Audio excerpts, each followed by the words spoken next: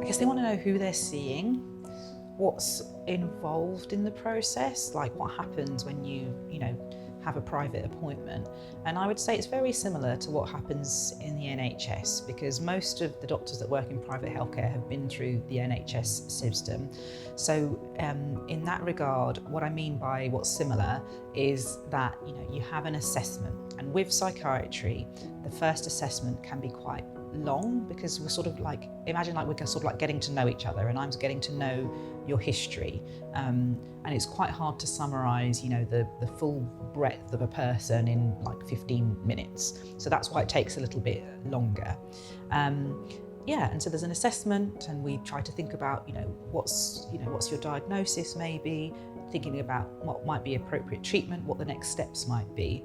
It's an opportunity for patients to ask questions and perhaps discuss areas maybe where they haven't had a chance to with their GP for whatever reason. But yeah, I would say it's a very kind of open process at the beginning, almost like an exploration of you, what's been going on with you, and where you would like to get to. So I'm very much like to get patients to think about what would they like to achieve out of treatment, and at that stage I can tell you whether I think that that's achievable or not, so we don't waste your time and your money. But most people's goals are very reasonable. They want to get better, and so I'm here to kind of help them get better.